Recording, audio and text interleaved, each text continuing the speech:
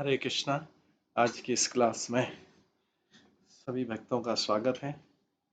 हम कीर्तन से स्टार्ट करेंगे।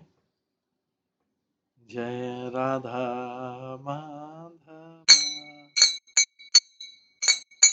कुंज बिहारी, जय गोपी जन वल्लभ गिरिवर धारी, यशोदानंदन व्रज जनरंजन, यमुना तीरावनचारी,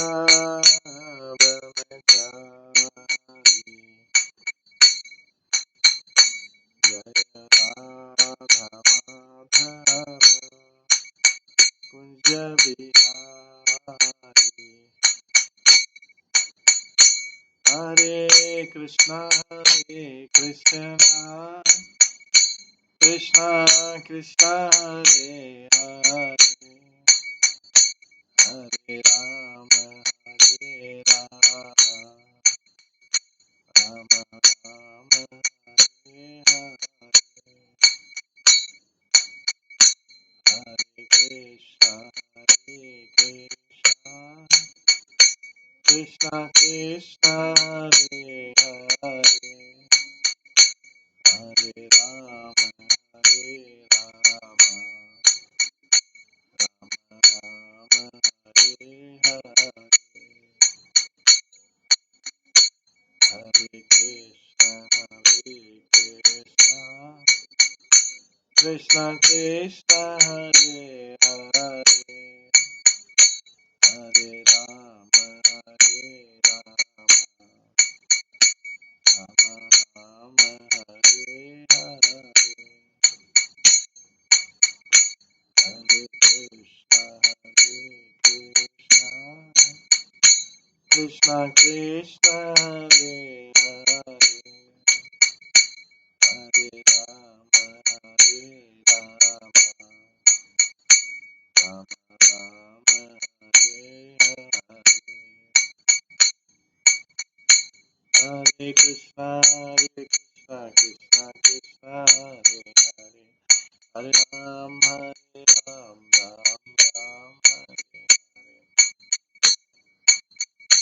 हरे कृष्णा कृष्णा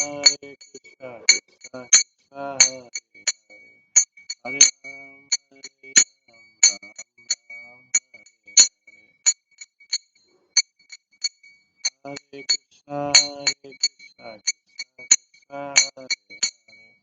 हरे राम राम राम हरे हरे, हरे कृष्णा कृष्णा कृष्णा हरे हरे, हरे राम राम राम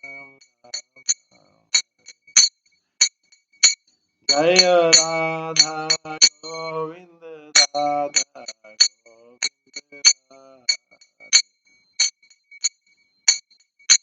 जय राधा माधव राधा माधव राधे,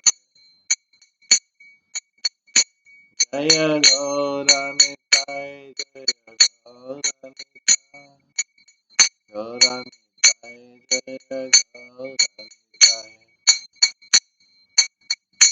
जय जय प्रभुपाद प्रभुपाद प्रभुपाद, जय जय प्रभुपाद, निताय गौर हरि बोल, हरि बोल, हरि बोल, निताय गौर हरि। श्री श्री राधा गोविंद देव की जय, श्री जगन्नाथ बलदेव सुभद्रा महारानी की जय, श्री गौर निताय की जय, श्री प्रभुपाद की जय। हरे कृष्णा। आज की इस क्लास में सभी भक्तों का स्वागत है। कल हम श्रवण कर रहे थे श्री पद्यावली के ग्रंथ से, जिसमें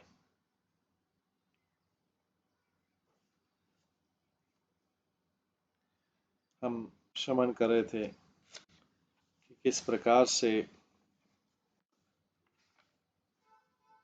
राधा रानी की सखी जो है कृष्ण को एक 12 श्लोकों का संदेश भिजवाती, 12 श्लोकों का संदेश भिजवाती, क्योंकि कृष्ण मथुरा चले गए थे और इधर राधा रानी और सारी गोपियां उनके विरह में बहुत दुखी हो गई थी। इधर उद्धव आए थे तो उद्धव, कृष्ण ने उद्धव को भेजा था। उद्धव जब आए, उद्धव ने सारी गोपियों की बात सुनी। अभी जो राधा रानी की सखी है वो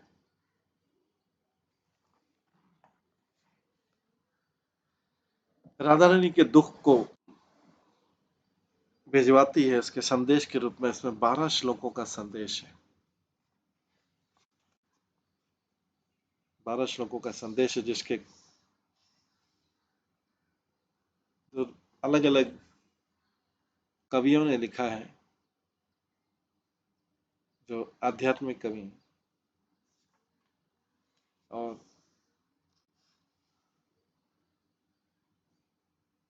उन कवियों में जो 12 श्लोक हैं ये अलग अलग कवियों ने लिखे हैं, जिसमें से कल हमने 5 श्लोकों का श्रवण किया था,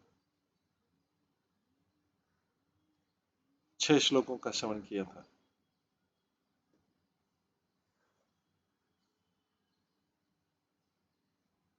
आज 7वां श्लोक करेंगे। वैसे ये ग्रंथ का 359 श्लोक है, लेकिन ये 7वां श्लोक करें।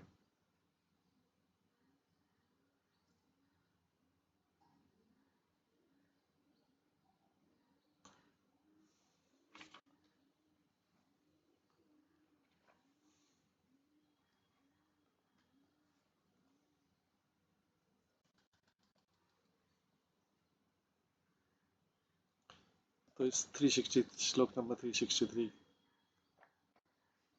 जो है हमारी बुक में है 359 है, यहाँ से स्टार्ट करेंगे। ये कृष्ण को भेजा गया संदेश है, राधा रानी के दुख में उनकी सखी संदेश भेजाती कि ये तो कृष्ण को संदेश, कम से कम ये संदेश तो भेज दो, कृष्ण को कम से कम ये संदेश तो भेज दो कि राधा रानी कितनी दुखी है। उसके लिए जो है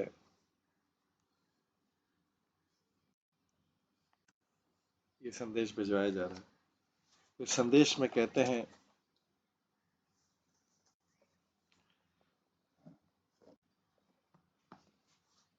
निवसिता यदि तव हृदय सा राधा ब्रज, सा राधा वज्र घटितेऽस्मिन्, तत खलु कुशलं तस्या स्मर स्मरविषेकस् स्मरविशेषस्ताद्यमन्यः स्मरविशेषस्तादमान्यः। तो इस संदेश में जो राधा राधा रानी सखी के माध्यम से भिजवा रही है, सखी बोल रही है राधा रानी के संदेश, सखी राधा रानी की तरफ से भिजवा रही है कि कृष्ण को भेजो कि ज्यादा राधा रानी जो है वही राधा वज्र से निर्मित आपके हृदय में यदि निवास स्थान प्राप्त कर ले, वही राधा अभी कामदेव के द्वारा बार बार आक्रमण हो रहा है, कामदेव के तीरों के द्वारा, अगर वो आपके इस हृदय में यदि निवास स्थान प्राप्त कर ले, राधा वज्र से निर्मित, वही राधा वज्र से निर्मित आपके इस हृदय में यदि निवास स्थान प्राप्त करे तो पंचशर केशरों से ताड़ित उसका सर्वथा कल्याण हो सकता। तो 5 तीरों वाला,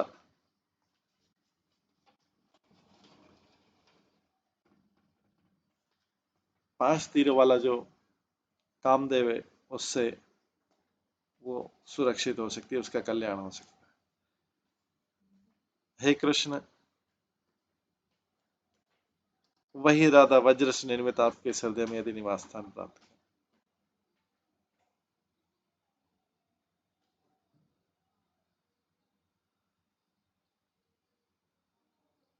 अगले श्लोक में आता है,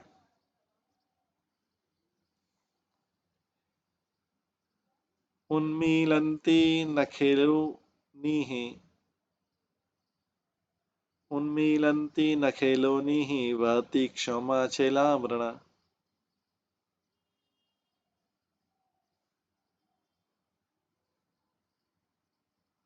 क्रीडा काननमा विशन्ति वलय पाणे समुत्रासय।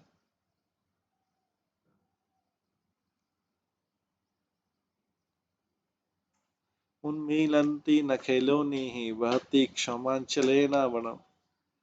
क्रीडा काननमा विशन्ति वलय पाणे समुत्राशय। इत्थं पल्व दक्षिणा इत्थं पल्व दक्षिणानिलकुः कंठिश सांकेति व्यवहाराश भगवती वीरः राधा सखीनाम मथ।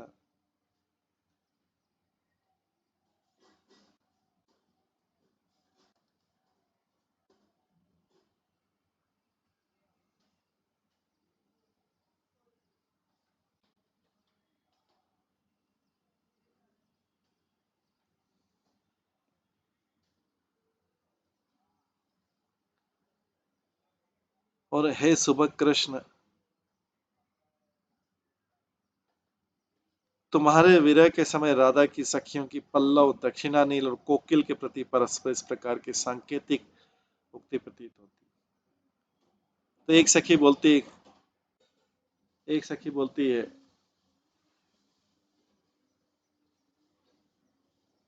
कोमल कोमल पल्लव वृक्षों में अंकुरित, पल्लव मतलब पत्ते हैं, तो कोमल कोमल पल्लव वृक्षों में अंकुरित हो रहे हैं। दूसरी बोलती है, इनको शीघ्रता से अपने नखों से छेदन कर दो, नहीं तो उनको देखकर राधा रानी की विरह व्याधि बढ़ जाएगी।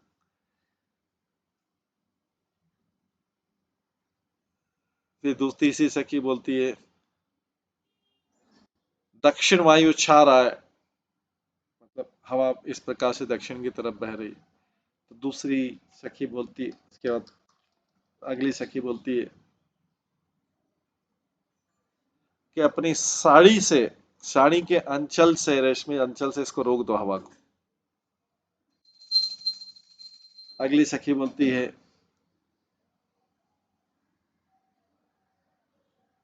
अरे सखी, कोयल तो कूकू करती हुई क्रीड़ा कानन में प्रविष्ट हो रही है। ये तो लीला के वन में प्रवेश कर रहे हैं कोयल तो कूकू करके। तो उसकी अगली सखी बोलती, उनको अपनी चूड़ियों के शब्दों से डरा के भगा दो।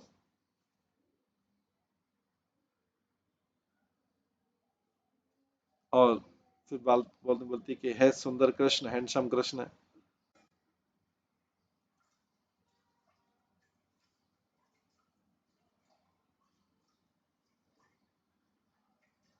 है सुंदर वर, आपके विरह में राधा की एक मूर्छा समाप्त होती तो दूसरी मूर्छा चालू हो जाती। इस प्रकार रात्रि भर इन दोनों मूर्छाओं का अनिर्वचनीय संधि क्रम चलता रहता है। और आपके लिए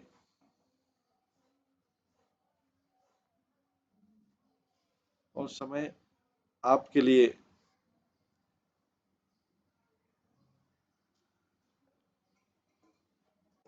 कंदर्प लेख लिखते हुए राधा के स्वस्ति इस पद का प्रथम भाग अर्थात स्व भी समाप्त नहीं होता है।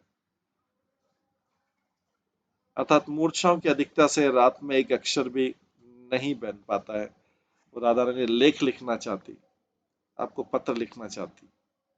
ये कब का वर्णन है, जब कृष्ण मथुरा गए थे और पीछे गोपियां उनके विरह में थी।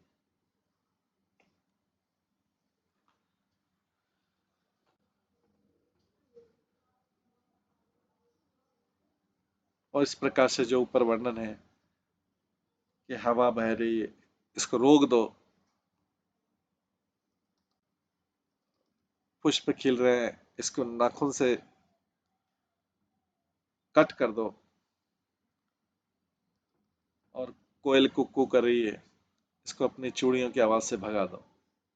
क्यों ये सखियां बात करें? ये उद्धव के सामने बात करी कि बोल रही कि नहीं तो इसको इसको याद करके, इन सब चीजों को देख के राधा रानी का विरह भाव और बढ़ जाएगा। इसलिए वो प्रेम के साथ इस प्रकार से कह रहे, प्रेम के साथ में इस प्रकार से कर रही, ये आपस में वार्तालाप कर रही।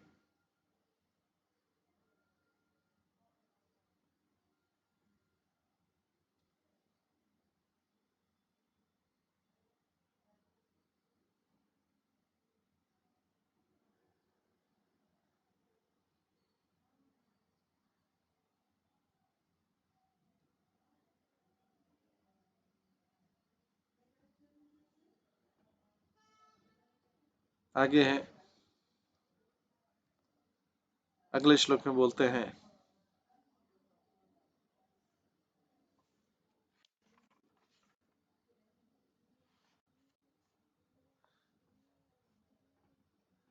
गलती एक मूर्छा भवति पुनरन्यवद् अन्ययो किमपि असेन मध्यम शुभग निखिलयम अपि निशि शुभग निखिलयम अपि निशि लिखन्त्यास्तरस्य कुसुमर्षरलेखं तव कृते समर्पितं सरस्वती प्रथम पदभागो अपि नागतः।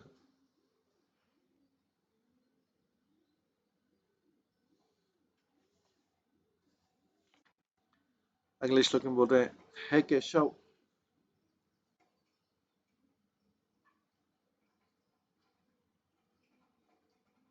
362 362 नंबर श्लोक में बोलते हैं,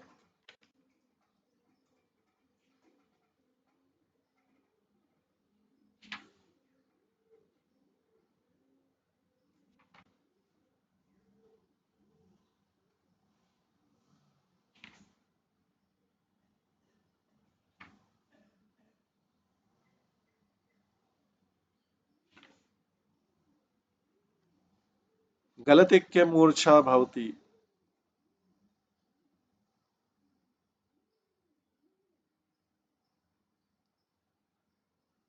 है सुंदर बार, आपके विरह में राधा की एक मूर्छा समाप्त होती तो दूसरी मूर्छा शुरू हो जाती। इस प्रकार रात्रि भर इन दोनों मूर्छाओं का अनिर्वचित संधि क्रम चलता ही रहता है, और उस समय आपके लिए लिखन्त्यास्त्र, आपके लिए कंदर्प लेख लिखते हुए राधा के स्वस्ति इस पद का प्रथम भाग अर्थात स्व भी समाप्त नहीं हो पाता है, अर्थात मूर्छाओं की अधिकता से रात भर एक भी अक्षर नहीं बन पाता है आपके विरह। इसके बाद अगले श्लोक में,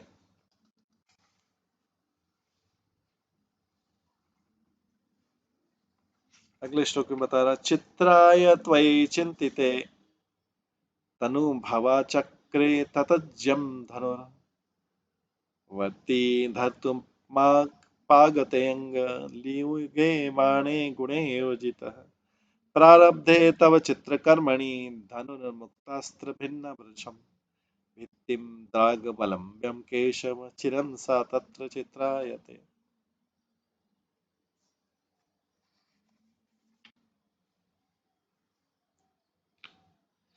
हे केशव, जब राधा आपका, ये सखियां बोल रही, ये संदेश भिजवा रहे, 12 श्लोकों वाला एक संदेश भिजवा रही, और ये उद्धव के सामने बोल रही सखियां, राधा रानी है उपस्थित, लेकिन कृष्ण तो मथुरा में। तो ये केशव, जब राधा आपका चित्र बनाने का विचार करती है तो तभी कंदर्प अपने धनुष पर प्रत्यंचा चढ़ा लेता है, और उसके बाद जब राधा की चित्र बनाने की कुची, मतलब वो पेंट ब्रश, कुची धारण करने के लिए दोनों उंगलियां उपस्थित होती है, तभी कंदर्प ने अपना प्रत्यंचा बाण चढ़ा लेता है, और आपके चित्र बनाने का कर्म आरंभ करते ही कंदर्प के धनुष द्वारा छोड़े गए अस्त्रों से अतिशीघ्र विदीर्ण होकर शीघ्र भीत का सहारा लेकर वह तुम्हारी प्यारी राधा ही चित्रकाल तक, चिरकाल तक चित्रों लिखी से बैठी रहती है और स्वयं ही चित्र बन जाती है। इस प्रकार से ये सखियां ये संदेश भेजना चाह रही कि जब आपके ऊपर ध्यान करके वो पिक्चर ड्रा करती है राधा रानी, ये कृष्ण को संदेश भेजा जा रहा है उद्धव के सामने। जब राधा रानी मेडिटेट करती है आपके पिक्चर ड्रा करने के लिए, तो कामदेव जो है अपना धनुष तैयार कर लेता है। जब उसके दो उंगलियां जो है, जो ब्रश को, पेंटिंग का जो ब्रश होता है उसको आगे पकड़ती हैं, तो कामदेव जो है उस पर एरो चढ़ा लेता है, अगली तैयारी कर लेता है। जब उसके बाद ड्रॉ करने लगती है पिक्चर, तो कामदेव तीर छोड़ता है और इस प्रकार से वो आपको याद करके घायल हो जाती है, हे केशव। वो मूर्छित हो जाती है लंबे समय के लिए, और वो स्वयं ही गति रहित हो जाती है, जैसे स्वयं ही पिक्चर बन गई हो। इस प्रकार से ये बाण नाम के कवि लिखते हैं, जिसको रूप गोस्वामी ने इस पद्यावली में वर्णित किया। ये उनका भाव जो है, गोपियां जो राधा रानी की प्रिय सखियां हैं, वो उद्धव के सामने इस प्रकार से भाव प्रकट, जैसे उद्धव कृष्ण को मथुरा में जाके बता सकें कि वहां की क्या हालत है वृंदावन की। इसके बाद आगे आता है, अमंत स्थिर भवन परिणतम मत्त पुरो वसिष्ठम यादव दौर्बलयं करोति प्रभासादग्रे समलिंगम सततं निजमेव देहम् अचिरत् आलिंगन रोमांचितम् दृष्ट्वा वृष्टिजलच्छलेन रुदितं मन्ये पायोदयेरपि। फिर क्या उसके बाद क्या करती है, और अपने अंतःकरण की भावना से इस साकार रूप में परिणित आपको अपने ही सामने उपस्थित समझकर जब तक आलिंगन करने के लिए वेग से आगे की ओर अपनी भुजाओं को फैलाती है, तब तक उस अपने शरीर को आलिंगन करते हुए रोमांचित इस राधा को देखकर वृष्टि जल के बहाने बादलों ने भी रोना प्रारंभ कर दिया। ये मानती हूँ कि अर्थात उसकी विरह दशा सबको असहनीय है। ये राधा रानी की दशा हो रही है कि जब आपको साक्षात सामने समझती है, हालांकि आप सामने है नहीं, साक्षात परिणत रूप में अपने आप को उपस्थित कर जब आपसे गले लगाने के लिए वेग से अपनी भुजाओं को फैलाती है, तो उस, लेकिन आप तो है नहीं, वो समझती कि आप सामने हैं, तब तक उसके शरीर को, जब तक उस अपने शरीर को आलिंगन करने के लिए रोमांचित तो इस राधा को देखकर वृष्टि जल मतलब बादल, बादलों ने भी रोना प्रारंभ कर दिया, वो भी विरह की अवस्था को सहन नहीं कर पाते। यह मैं मानती हूँ, अर्थात इसकी उसकी विरह दशा सबको असहनीय है आपके आपकी अनुपस्थिति में उसका। तो ये कृष्ण जो मथुरा गए उस समय कई वर्णन है, उद्धव सामने बैठे, उद्धव मथुरा से कृष्ण का संदेश लेके आए थे, और इस तरह से गोपियां जो है 12 श्लोकों के रूप में कृष्ण को अपना विरह संदेश भिजवा रही राधा रानी की तरफ से। राधा रानी वहीं बैठी हुई, ये उसकी दशा का वर्णन कर रही है, जैसे कृष्ण का मन पिघले।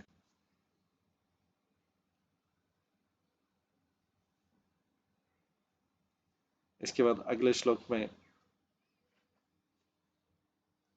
कहते हैं, अच्छिनम अच्छिनम नयनाम्बुबंधुषु कृतं ताप सखिशुधितो दैन्यं न्यस्तं देनं न्यस्तम् अशेषतः परिजने चिंता गुरुभ्योरर्पिते अद्य शकिल निर्वितम् अद्यं शकिल निर्वितं व्रजति सश्वासे परम खिद्यते विस्तभो भव विप्रयोग जनितं दुःखं विभक्तं तया।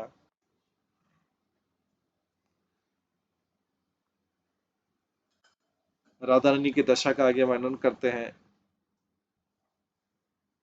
आपके वियोग से जायमान दुख की हमारी सखी राधा ने असहनीय होने के कारण मानो इस प्रकार बांट दिया है। वो विश्वासियों को सुनो, निरंतर दहने वाले नेत्र जल को उसने बंधुओं के बंटवारे में कर दिया है। अपने इस जो कृष्ण विरह का दुख है वो सभी को बांट रही है, और सबसे प्रार्थना करती है, हम्बली बेग करती है, उनकी कृपा मांगती है। उसकी दयनीय दशा देखकर उसके सब बांधव भी निरंतर अश्रु बहाते हैं और अपने विरह जन्य ताप को उसने सखियों में धर दिया है। अतः सारी सखियां भी उसके ताप से संतप्त हैं। सारी दीनता उसने अपने सेवकों के पास मानो धरोहर के रूप में धर दी। अर्थात सेवकों की दीनता को देखकर तो दीनता भी दुखी, इतना दीन, इतना कोई हम्बल हो सकता है। राधा रानी की सखियों की दीनता को, इतनी हम्बलनेस को देख के हम्बलनेस भी दुखी, और अपने माता पिता आदि गुरुजनों के प्रति उसने अपनी सारी चिंता अर्पित कर दी। अर्थात ये जीवित रहेगी कि नहीं रहेगी कृष्ण विरह में, इसी चिंता में उसके सारे गुरुजन जो है प्रतिक्षण चिंतित रहते हैं, बड़े लोग। अतः वो राधा तो आज या कल परम आनंदित हो जाएगी, मतलब शरीर छोड़ देगी, केवल सूक्ष्म रूप से चलते हुए श्वासों से पीड़ित हो रही है, अथवा श्वास निकलते ही तो वह अपने आप को वियोग से छुटकारा पाकर आनंदित होती है। अतः आपको भी यदि उस वियोग से दुखी नहीं होना है तो अभी तो कुछ श्वास बाकी है, और शीघ्र अतिशीघ्र आकर, मथुरा से आकर इसके प्राण बचा लो, तुम दोनों सुखी हो जाओ। ये जो है सखियां वर्णन करें इस प्रकार से राधा रानी का दुख, एकदम हाईएस्ट लेवल पे इस प्रकार का वर्णन करें।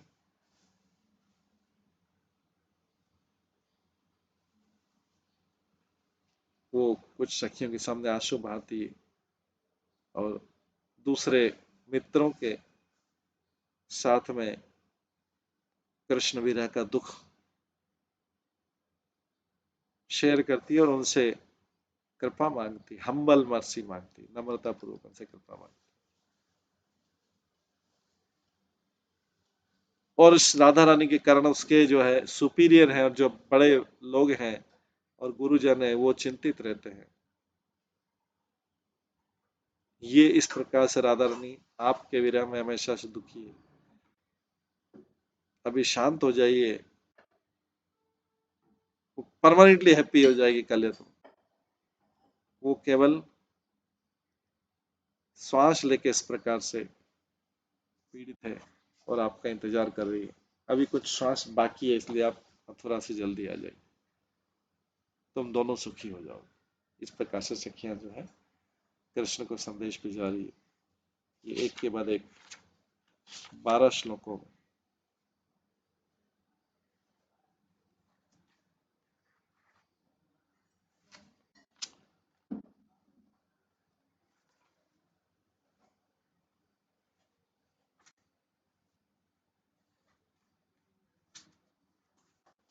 इसके पश्चात जो है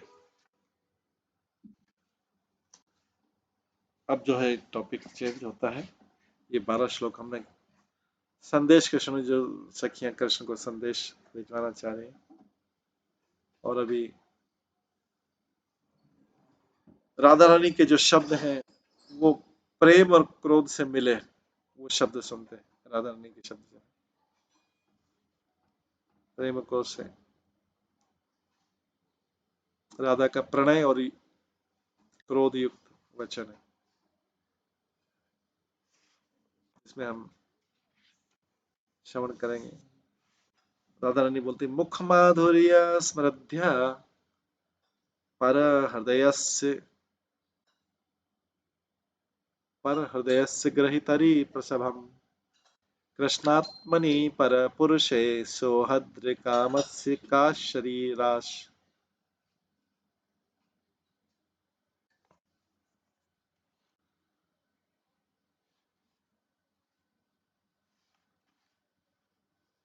इसमें कहा गया है कि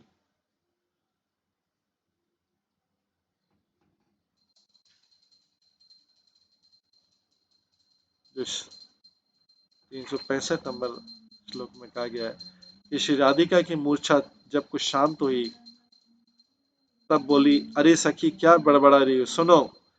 जो अपने मुख माधुर्य रूप संपत्ति द्वारा हठपूर्वक, जो अपने मुख माधुर्य द्वारा रूप संपत्ति जो उसके पास में द्वारा हठपूर्वक दूसरे के हृदय को ग्रहण कर लेता है, अर्थात चुरा लेता है, ऐसे परम पुरुष श्री कृष्ण में मित्रता का संबंध करने की इच्छा वाले जन के शरीर की क्या आशा है, इसके अलावा क्या आशा है। कि जो अपने मुख माधुर्य, मतलब इसमें कृष्ण की प्रशंसा भी हो रही, कि जो अपने मुख माधुर्य रूप संपत्ति द्वारा हठपूर्वक दूसरों के हृदय को ग्रहण कर लेता है, मतलब वो मुख माधुर्य दूसरों के हृदय में बैठ जाता है, तो उनका हृदय चुरा लेता है। ऐसे परम पुरुष श्री कृष्ण मित्रता का संबंध करने की इच्छा वाले जन के शरीर की क्या आशा है, इससे ज्यादा क्या आशा हो सकती है।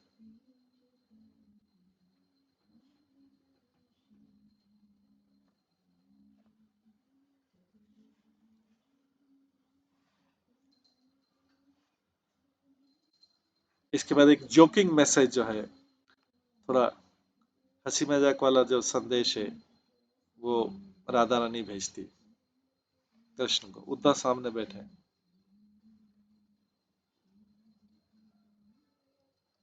इसमें है, वाचा तृतीय जन संकट दुष्यथा किम किं वा निमेष विरसेन विलोकितेन हेनाथ नंद सुतः गोकुल संरीणा मंतश्वरी सहचरी त्वयि भक्तिरेव।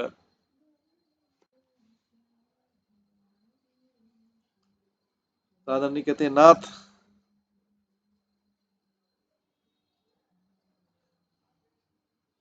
आपसे एकांत में बात करने का क्या फायदा है, आपके ऊपर गेजिंग करने का, आपके ऊपर दृष्टि लगा के देखने का, बिना आंखों की पलकों झुकाए क्या फायदा है। हे नंदसुत,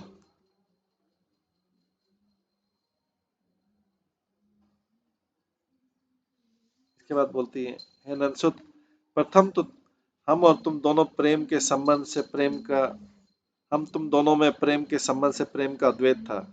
अब उस प्रेम के भंग की संभावना में तृतीय जन की संकट रूप द्रवावस्था से युक्त ये वचन का क्या प्रयोजन।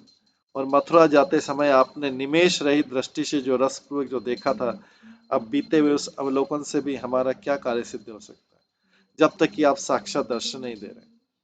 अब तो गोप सुंदरियों के प्राण बचाने के लिए केवल उनके अंतकरण में विद्यमान तुम्हारी प्रेम लक्षणा भक्ति ही रह गई है, अर्थात आपके प्रेम का आश्रय लेकर ही हम सब लोग जीवित।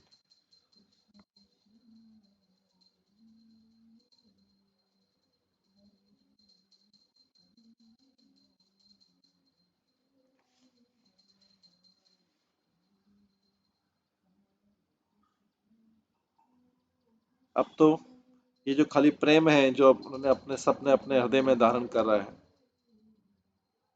वे ही खाली उनका प्रिय मित्र है इस गोकुल में, गोकुल की सुंदरियों के पास में, जिसको हम धारण करके रखे हैं। तुम्हारी प्रेम लक्षणा भक्ति, अर्थात तुम्हारे प्रेम का आश्रय लेकर ही केवल हम जीवित। इस प्रकार से गोपियां अपनी वेदना को कृष्ण को प्रकट करी। राधा रानी भी, ये राधा रानी का शब्द है।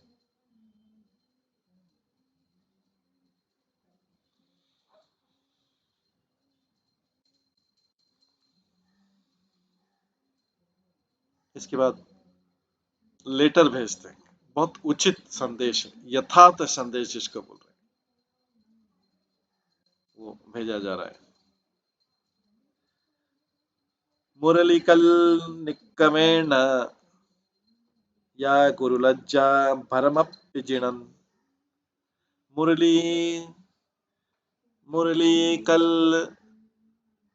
निकवनेर नावा गुरुलज्जा भरमपि अजिंगम विरहे तव गोपिका कथम समयम ताकम्यन्तु माधव।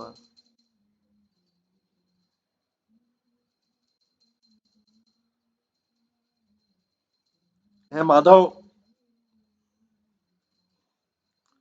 कृष्ण को संदेश में कह रहे, जो गोपियां आपकी मुरली के मनोहर ध्वनियों से विमुग्ध होकर गुरुजनों की अति लज्जा को भी कुछ नहीं गिनती थी, वे ही गोपियां आपके विरह में अब समय कैसे बिताए बताओ।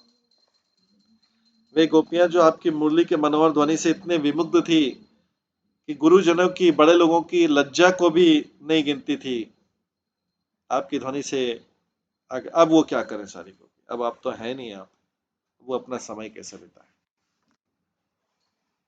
इस प्रकार से ये संदेश जो है अप्रोप्रिएट लेटर भेजा जा रहा है। इसके आगे अगले संदेश में कहते हैं, अगले संदेश में राधा रानी और सखियां कहती है, मथुरा पथिक मुरारे रूप गेयम द्वारी बल्लभी वचनम पुनरपि यमुना सलीले कालियागर नालनो ज्वलती। मथुरा के लिए जाते हुए उद्धव जी के प्रति सखियां बोली, अभी और भी संदेश दे रही, हे मथुरा पथिक, मथुरा के रास्ते पे जाने वाले, आप मुरारी के दरवाजे पर जाकर गोपियों का वचन अवश्य उच्च स्वर से सुना देना कि यमुना जी के जल में तो फिर भी कालिया नाग के जहर की अग्नि जाजल्यमान हो रही। अर्थात पहले तो यमुना, केवल यमुना में एक कालिया नाग दुखदाई था, अब तो यमुना जी के सदस्य आपके प्रेम से पवित्र प्रत्येक गोपी के हृदय सरोवर में आपका विरह अनल धधक रहा है, अर्थात वो विष धधक रहा है। अतः उस वीरा रूपी कालिया नाग को शीघ्र ही आकर गोपियों के हृदय सरोवर से चरण की ठोकरों से निकाल दीजिए। पहले तो खाली कालिया नाग ही था जो यमुना जी में जल के सबको दुखी कर रहा था, अब तो हर गोपी के हृदय में, अब तो हर गोपी के हृदय में, हृदय सरोवर में आपका विरह अग्नि धधक रहा है। अतः आप उस विरह रूपी कालिया नाग को शीघ्र ही आकर गोपियों के हृदय सरोवर से उसको भी चरणों की ठोकरों से निकाल दीजिए, जैसे आपने कालिया नाग को अपने चरणों की ठोकरों से निकाल दिया था उसका। हे मथुरा पथिक, बोल रहे उद्धव।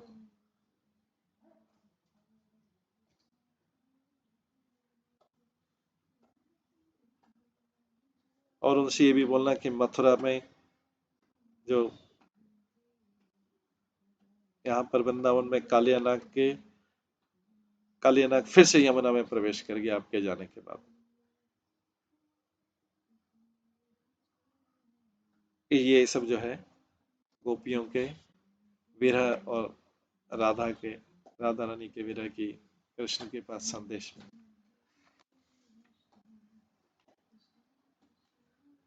इसके पश्चात अब जो है कृष्ण द्वारका में, मथुरा के बाद अभी द्वारका पहुंचते कृष्ण, तो वहां पे वो गोपियों से विरह का अनुभव करते हैं, तो वो एक्सप्रेस करते हैं, वो उसको व्यक्त करते हैं द्वारका वासियों के साथ में। उसमें कहते हैं, द्वारका स्थित कृष्ण का विरह का वर्णन आता है, कालिंदम अनुकूल कौमार कोमलारयम इंदिराश्रयमः शैलोपान्त भुवा कदम्ब कुसुर में रामो दिनः कंदरान राधम च प्रथमा विसार मधुराम जातानुतापा स्मरः अस्तु अस्तु द्वारवती पतिस्त्रिय भुवना मोदाय दामोदर।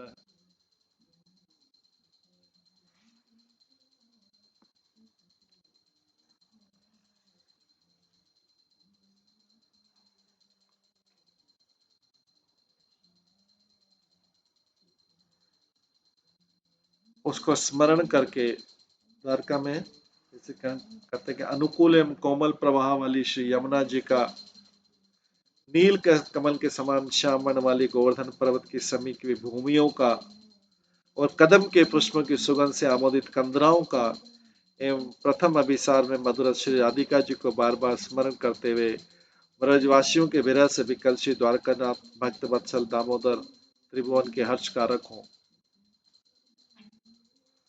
ऐसे दामोदर जो हैं, जो द्वारका के राजा हैं, ऐसे कृष्ण जो है, जो वृंदावन की लीलाओं को याद करें, ऐसे ऐसे कृष्ण जो है तीनों लोगों को प्रसन्न करें। क्या स्मरण करके कृष्ण क्या स्मरण कर रहे हैं? यमुना का जो जल बह रहा है, गोवर्धन के आसपास का जो एरिया है वो,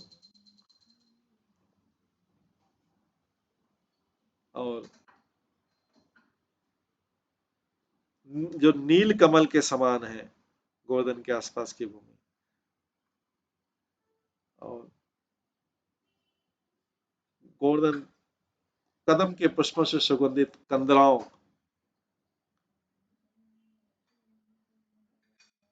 और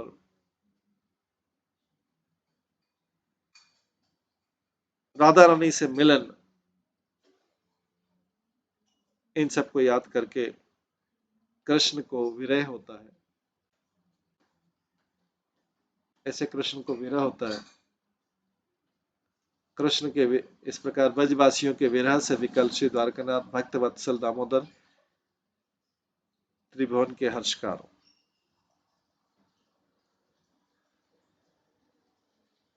इसके बाद आगे कहते हैं,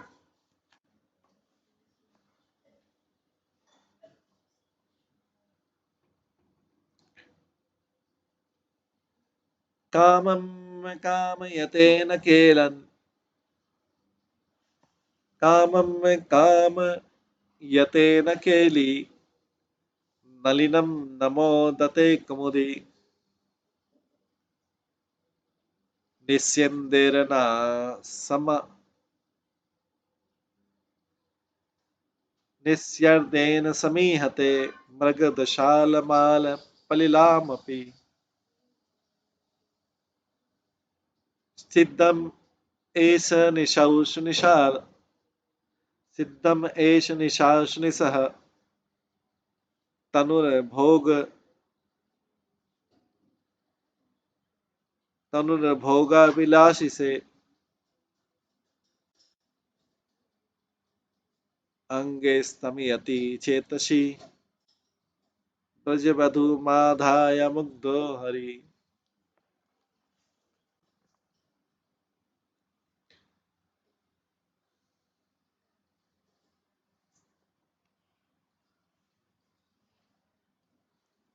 इसमें कहा गया है, क्रीड़ा के लिए रुक्मणी आदि प्रेयसियों के द्वारा दी गई कमलनी को स्वेच्छापूर्वक ग्रहण नहीं करना चाह रहे कृष्ण। वहां पे क्रीड़ा के लिए रुक्मणी आदि प्रेयसियों के द्वारा कमलनी को स्वेच्छापूर्वक ग्रहण नहीं करना, जैसे फ्लावर देते हैं उसको।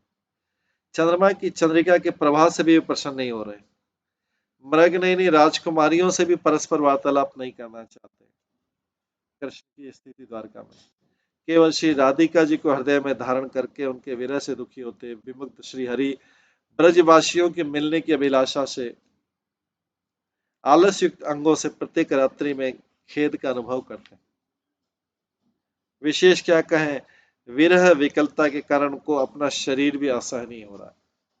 तो उधर राधा रानी और गोपियों के विरह का, इधर कृष्ण के विरह का। कृष्ण अभी द्वारका में है।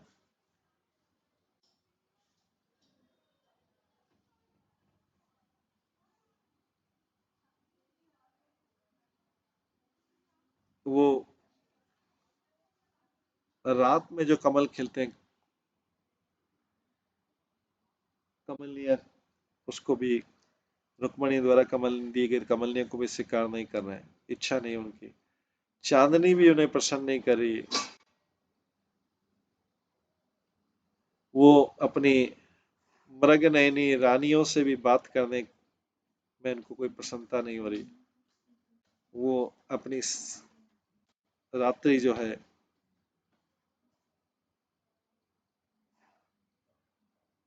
व्यतीत करना चाहते हैं बिना किसी आनंद के।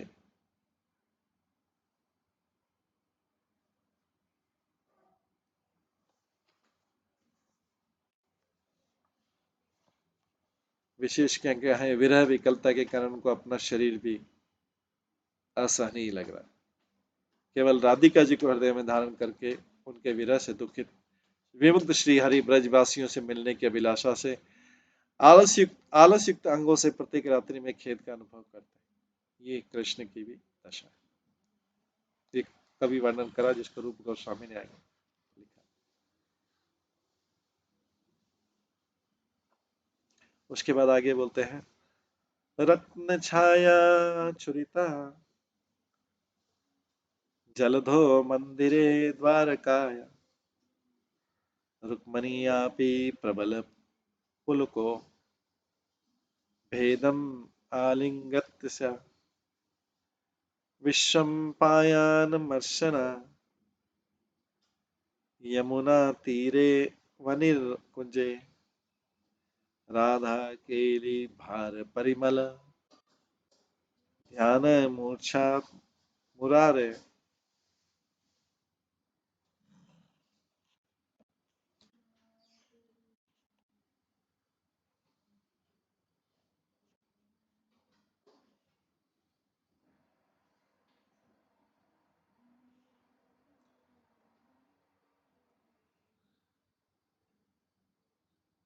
आगे जो कवि उमापति धर कहते हैं,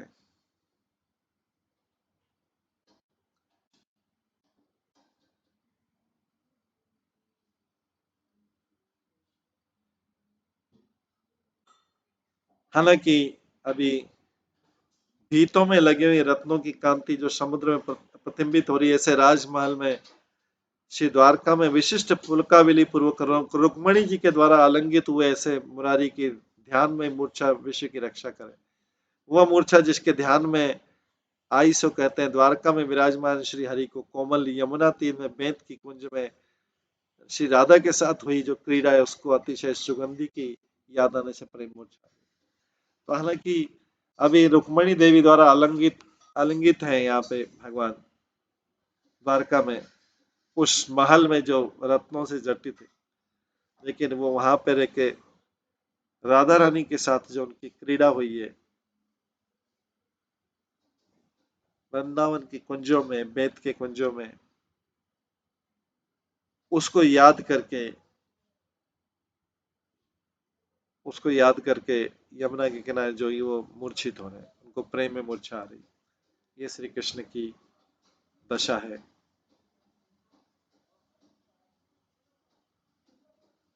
वृंदावन के विरह में, राधा रानी के विरह में श्री कृष्ण।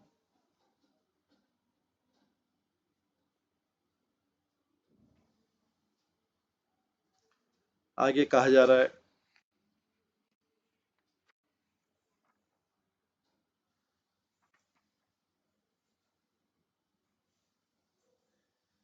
निर्मग्नेन मयांभसी प्रणयति पालिसंलिंगिता, केनालिकमिदं तव्वात् कथितं राधे मुदात्तम्यसि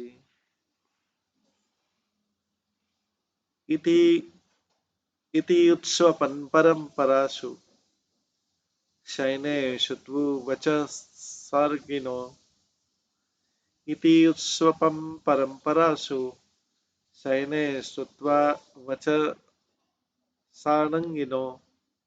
रुक्मणीय स्थिति कृतः का कप्तं कथा ग्रह पातु वह।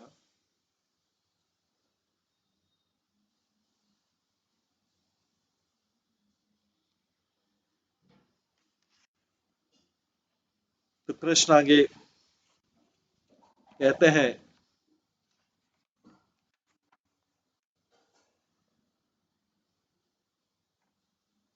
एक दिन श्री कृष्ण रुक्मणी एक ही शैया पर परस्पर कंठ आलिंगन शयन पूर्वक सो रहे थे। उस समय स्वप्न देखते हुए श्री कृष्ण बोले, राधे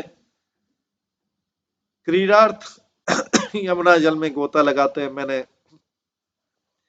पाली नाम की गोपी से आलिंगन किया था। यह मिथ्या बात आज तुमसे किसने कह दी? इस मिथ्या बात से वृथाई क्यों दुखित हो रही है? इस प्रकार स्वप्न परंपरा में कहुए श्री कृष्ण के वचन सुनकर जागती हुई रुक्मणी ने इस तरह उस समय रुक्मणी जाग गई। ये शब्द सुन के जब कृष्ण सो रहे थे, रुक्मणी ने उनका जो उनको गले लगा रखी थी वो छोड़ दिया। ऐसे कृष्ण जो है हम सबकी रक्षा कर।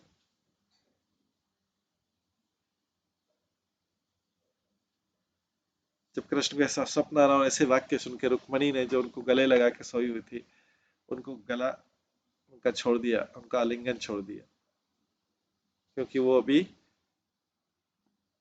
ब्रज की बातें कर रहे हैं, ब्रज के स्वप्न में ब्रज की बातें कर रहे हैं। ऐसे कृष्ण जो है, ऐसे कृष्ण हम सबकी रक्षा करें।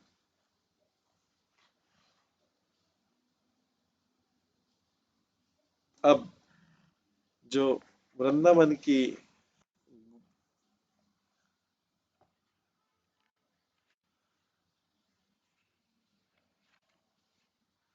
वृंदावन की जो गोपी, द्वारका की जो रानियां हैं, वो जो है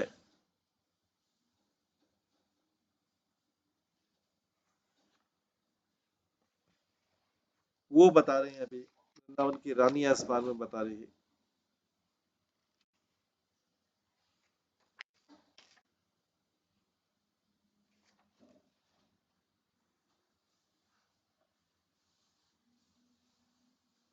वृंदावन की जो रानी है वो राधा रानी है।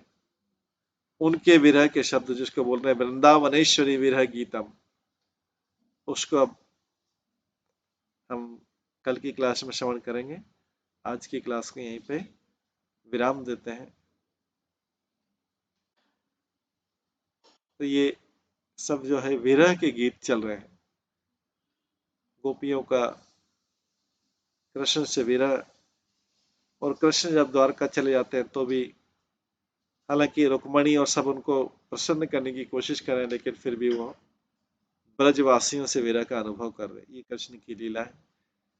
इसके आगे की जो लीला है वो कल की क्लास में श्रवण करेंगे। इसको अभी यहीं पे विराम देते हैं।